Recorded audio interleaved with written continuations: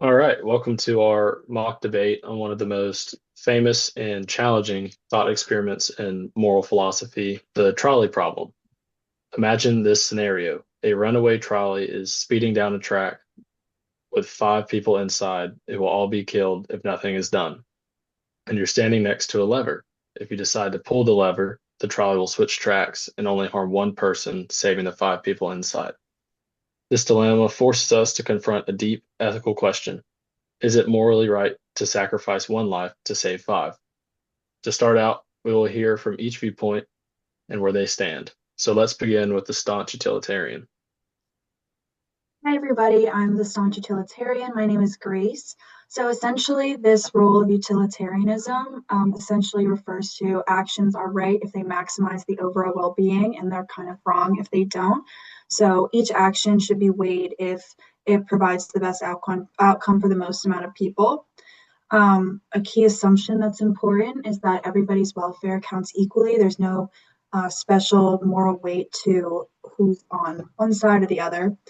Um, and the act, we evaluate each act by whether it maximizes utility and just looking for the best total outcome given the uncertainties. All right, thank you. And now we'll hear from the advocate for the innocent bystander. Yeah, so it is wrong to sacrifice one innocent life to save others. No matter the outcome, deliberately harming a person who has done nothing wrong violates their dignity, autonomy, and the ethical boundaries that protect us all. Great, thank you. And now we have the non-utilitarian. Hi, I'm one of the non-utilitarians, most likely the Kantian one, and I believe that we shouldn't interfere with what's going on. I feel like we should just let the trolley take its course, and if that happens to be five individuals over one, then I believe that's how it should be, no matter the consequence. And I'm the other non-utilitarian perspective, and I'll be arguing from a virtue ethics perspective. And using this moral philosophy, this situation is viewed from like the viewpoint of right or wrong in this situation would be would a wise, kind, compassionate, virtuous person pull the lever or not pull the lever? And I believe that a wise, kind, compassionate person would pull the lever to minimize the loss of human life. Great. And so before we get into the questions, circling back to the utilitarian, if you want to respond to a point made, just use the raise the hand feature. And then once the speaker has finished their point, you can respond. So to start out with the utilitarian, my first question is, if the goal is maximizing happiness, is killing one to save five always justified?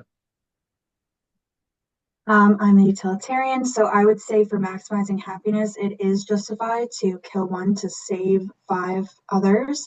So the action is what's really important here. So even though it's a physical action of moving the lever to kill one person, that action would benefit five people rather than the other option being no action and five people would pass away and one person would survive. So just looking at it from a purely utilitarian perspective to maximize benefit for everybody, the most amount of people, it would be more aligned with utilitarianism view to pull the lever and save five people. So keeping that in mind, does it matter how the death occurs, whether that's pulling the lever or pushing someone in the way? Based on the concepts of utilitarianism, that particular action does not matter. It's not so much the method of how the best is achieved for everybody. It's more looking at the outcome. So if the outcome is that five people or the most amount of people benefit, then that is the action that should be taken. So whether it's pushing someone or pulling a lever, the method is negligible, not important. All right. Any responses? Yeah, so I would disagree with that. I think that there's no reason for like an innocent bystander to just be pushed into the path of the train. You know, one, like I mentioned earlier, it kind of violates the autonomy of it. So autonomy basically is the right to make decisions about your own life. And so with the innocent bystander not having the choice to, be a part of this or push themselves, instead having someone else kind of push them into the train track kind of violates that right. Another thing that I mentioned was human dignity. So, recognizing that every person has a worth. So if it just took its course of action and kind of hit the five people, then so be it. But instead, you're kind of like taking someone as like kind of like sandbagging them into the way just to stop it. Kind of also violates that.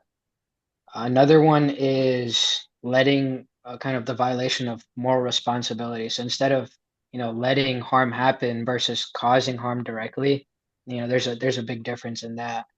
So this kind of brings up an interesting example that I can provide where if let's say five patients come in each having some organ of theirs is not working properly or is malfunctioning, like one has maybe a heart problem, one has a lung problem, one has a kidney problem, one has a liver problem, one has maybe I don't know, maybe like a arm problem, like something, some problems happening with their arm, versus one person coming in directly just for a regular health checkup, like their yearly checkup. Are you going to basically kill that person to take their organs and give it to the others? That's kind of like something that kind of exemplifies the situation. So, in my situation, in my perspective, you would not do that. And if someone pops in, if five of these people just are kind of like in the way, then kind of like so be it. And so, kind of bouncing off that train of thought of who and does it matter who's being killed, whether that's the person's age, their if their beliefs, who they are, if they're considered a good or bad person by your standing in this discussion? I can respond to this. This also kind of goes off what Harsh was saying, but from my perspective as utilitarianism, the what defines morality in this case would be the outcome. So the means and uh, the means, not the outcome, not the means, defines morality. So though pushing somebody is like an action that would cause a death, the outcome of that would be saving five people. So the outcome, one death versus five deaths, is like more the comparison. Additionally, I think in a broader sense of looking at the type of person they are, I think that also factors into the outcome of the benefit. So let's say there were five criminals or people that were really like not great members of society and cause harm upon society versus the one person that does not cause harm or maybe does something really good for society. I think in some ways you could argue that saving the five people overall would overall be less beneficial than having the one person stay alive. So I think that kind of that also plays a role, is the morality or and the what benefit those five people would bring to society. Do we have any responses to that? It's totally cool if we don't. Yeah, I think I can respond to that from a virtue ethics position. I believe that in this situation, a virtuous person would recognize that um, making a judgment like that on the five people versus the one is very subjective. Like a person in the prison system might view the five criminals, um, might be able to recognize that those five criminals have just as much value to not the larger society, but the society in the prison system.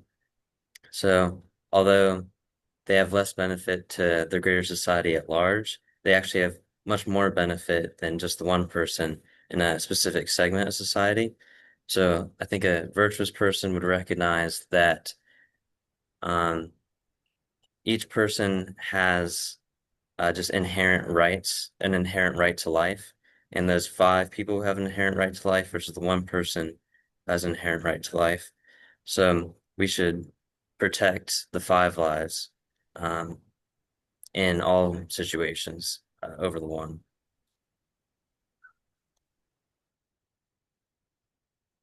All right. So now I'm going to transition to focusing on the bystander's advocate point of view. So my first question is, you argue that it's wrong to say pull the lever or use a bystander, as you said, a sandbag. Um, if we can save five lives, why shouldn't we? Yeah, so that's quite an interesting point. But again, following back up with kind of like my response earlier, there are three different violations that are happening, violation of human dignity, violation of autonomy, and violation of moral responsibility. So even though you could save those five lives, it's going against the innocent person, like their built-in rights, and their dignity to just kind of push them off and put them into their way and kill them. So instead, in this case, you're choosing to murder someone. So basically, would you rather be a murderer or would you rather just, not do any action and kind of like let harm just kind of happen, so to say? So, following up to that point, if refusing to act means five people die, and you mentioned if you were to put the innocent bystander in the way that you would be a murderer, who is responsible for the deaths of the five people? I wouldn't say there's a direct responsibility of, someone dying. There are other situations or specific things that might have happened that could have led to this. Um, Maybe in somewhere along those lines, someone might be responsible. But just because you choose not to act in such a situation, where you're not forced to act, it kind of lets you. It doesn't put the responsibility directly on you for not pulling the lever and or not pushing the bystander and letting the five people die. Going off of that, I do think that with the bystander perspective, however, I think like if you were to put this trolley problem into like a large, more grander scale, like say for like the whole world, and there was some sort of catastrophic event that you could prevent, maybe at the risk of a small percentage of the world versus the whole world, then I would argue that there would be a responsibility, even because you could say that anybody could be a bystander and not take that action, but then the then most people would suffer in that way. So in that way, it would be more it would be a more ethical and moral to take the action or do the action based on a utilitarian perspective. So, would it matter if the bystander, say, gave their consent to be pushed? Well, I suppose in that scenario, if they themselves are putting themselves in that situation, then that is fine. Uh, Sandbagging kind of like yourself, or like let's say you're like a sandbag and a flood's happening, and you go in and stop yourself there to prevent that flood from happening. Then yeah, you are choosing it, so it doesn't violate your autonomy. And if you're choosing others' happiness in that scenario over your happiness, then um, it doesn't it doesn't make them like responsible for that person's death, that bystander's death. All right. Do we have any responses to that from the non-utilitarian group? Yes. I would like to weigh in and kind of say for me as a Kantian, I feel as though even though the bystander gave their consent to be pushed, I just think some actions are still just wrong. I would think to either tell the bystander, no, this is not right, it's wrong to even try to interfere with what's going on and just try to get them not to, even though they already agreed to do so. I just think the consequence of it isn't really thought out enough for them. So, let's say in a hypothetical, if the bystander caused the problem with the trolley, would it be fair to kind of sacrifice them? I would say it still wouldn't be fair because of that. Again, the actions are just wrong. I don't think that we should be able to put someone, even though he caused or he or she caused the situation to happen, I don't think we should still put them in that line of danger, even when they weren't in that line of danger. Sure, they made the danger happen. I still don't think it would be right to put them in the situation as well. Yeah, in this case, if someone, if that innocent bystander was the one who was the cause of the problem, then they would be responsible for the death of the five people, and so it would be up to them if they wanted to kind of put themselves in the way to sacrifice themselves or the happiness of those five people. So let's remove the like innocent bystanders saying that they'll get in the way, but they still are responsible. Does that change your viewpoint at all?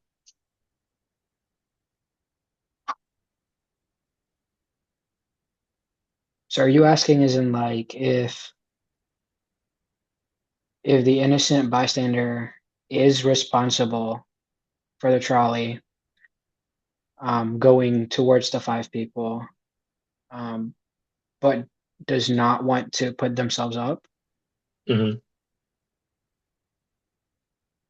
So I suppose in that scenario, they would still be responsible for the death of the five people, and not putting themselves up, I guess, is just their choice, their decision, their moral action. Um, yeah, and All I mean right. this could even be like a duty that kind of, as far as like a non-utilitarian perspective, you could assume that, I have all these like duties that I have, and in order, the most important one is saving myself over saving others, in which case it would be the morally right action for themselves to not put themselves up there in that situation.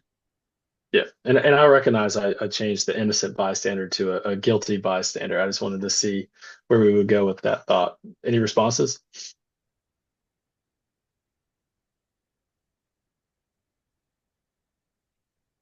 All right. So now we're going to focus on the non-utilitarian point of view. And so my first question is it worse of an act to kill one, knowing you're going to kill one, or not doing anything and letting five die?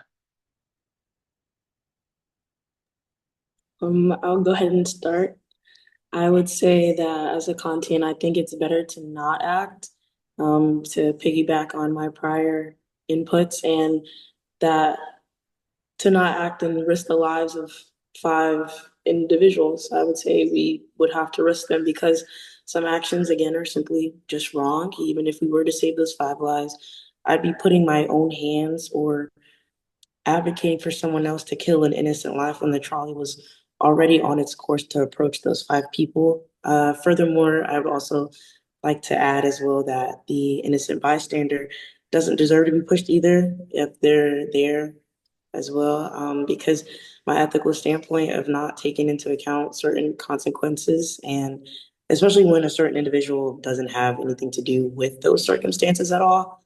So I'll say, like, let the world take its natural course and not to step in just to bring the greater happiness for any number of individuals.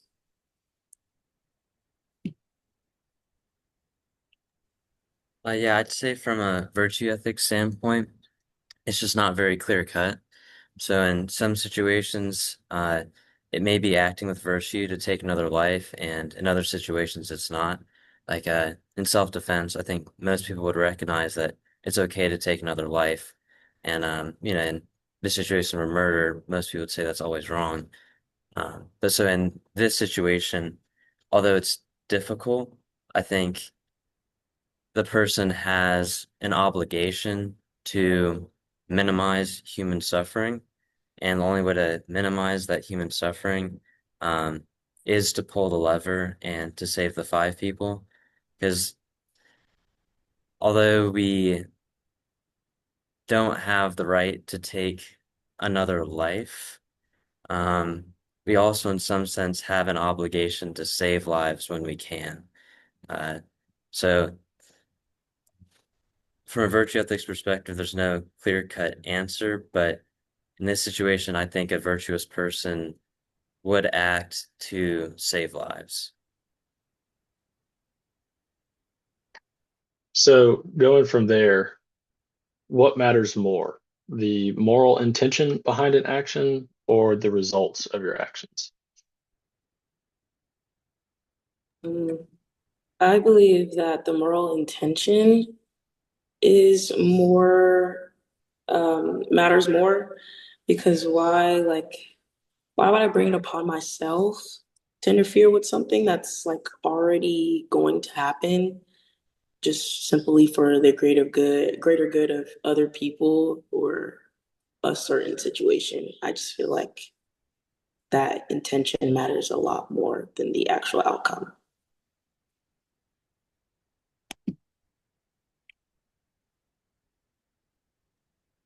Yeah, I would kind of think that the actual moral intention behind the action is what is more important. It's pretty much what were you intending to do with this rather than what actually ends up happening. I think that is more important. Because as we all value principle and integrity, so it kind of puts more weight onto the intention.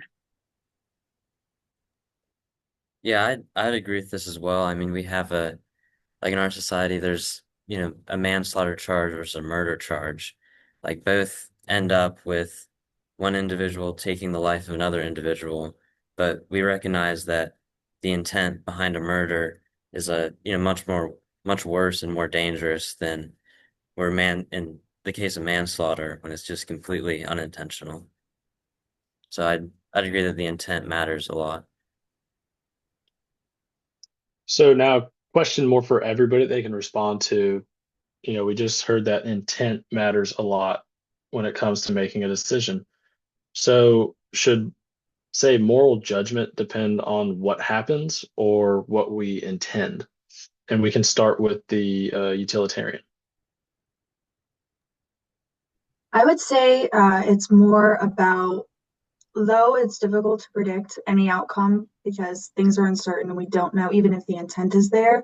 I think intent matters less than what the outcome ends up as, even though they both kind of work hand in hand.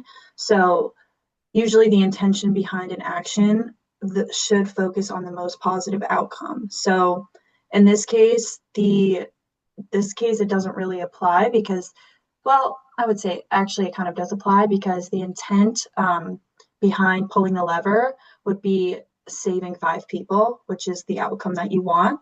So I think in that case, the outcome matters more than what the intent would be, but the outcome is kind of whatever the means are to achieve the necessary outcome of benefiting the most people is the action that should be taken. All right. Thank you. And then the advocate for the innocent bystander, what are your thoughts on that? Yeah, so kind of like mentioned earlier, the intent is what kind of matters more. What makes a an action moral is whether it follows a duty or a principle, not based on what happens afterward. So if you act from goodwill, and not push the bystander off who's innocent, uh, you know, even though it causes pain to the others, the action is still kind of morally right. All right. Thank you. And now the non-utilitarians. I agree a lot with the advocate for the bystander because we also have a certain duty without expectations that we call the categorological imperative. And again, it's that duty that we have, and you have to stick to that duty without any expectation for what the outcome is to be or what the consequences are to come.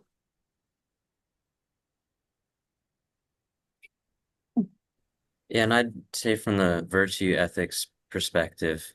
Um, you know, pushing the man off the bridge or pulling the lever, um, your intention behind that is not out of any like malice towards the innocent bystander.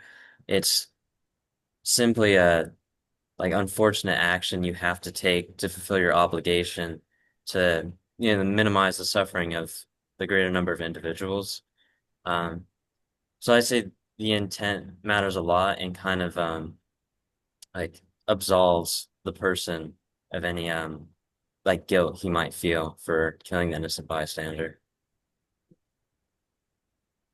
All right. So as we're kind of wrapping up here, are there any other final points that would be made? And we can go in order as well. So we can start with the utilitarian if you have a closing statement. Yeah. So despite it being a little bit controversial, utilitarianism is ideally the best moral pathway because it reduces suffering and promotes the well-being for everyone. It's a clear, consistent way to make difficult choices, including the trolley problem, by asking which action leads to the best overall outcome. And it also reminds us that every person's life and happiness count equally, and no one's is more important than others. And it's not about cold calculation, but more about applying an action logically and impartially to make the world better for the greatest number of people. So in this case, it would track that pulling the lever or pushing the person to save the lives of the 5 people would be the most moral approach. All right. Thank you. And the closing statement for the bystander's advocate. Yeah, so as the advocate for the innocent bystander, I believe that ethics must protect the dignity and rights of every individual, especially those who are uninvolved and innocent. Even in the moment of crisis, it is reasonable to uphold moral boundaries that prevent us from treating people as expendable tools. Because once we sacrifice the innocent for the sake of utility, we kind of risk losing the very humanity we're trying to save.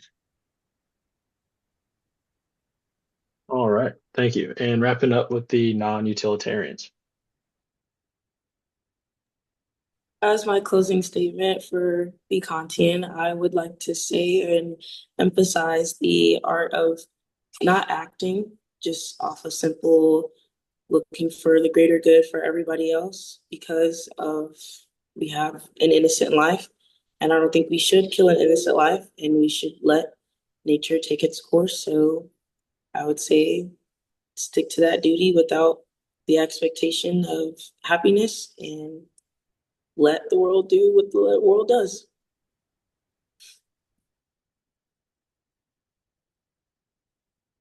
And I'd say from the virtue ethics perspective that we all have a innate understanding of right and wrong, and people either in our lives or that we recognize through history that are virtuous, good people, and that in this situation, although it's a difficult decision, uh, saving more people um, is the better decision just because we have an obligation to preserve people's right to life. And I just say that virtue ethics as a whole is just the most practical way to approach morality in our own lives because there's no sort of calculus. It's just recognizing the patterns and habits that we've built that are good and allowing that to guide our decisions. All right. So thank you all for a very thoughtful and engaging discussion. Today's debate has shown just how complex moral decisions like this can be.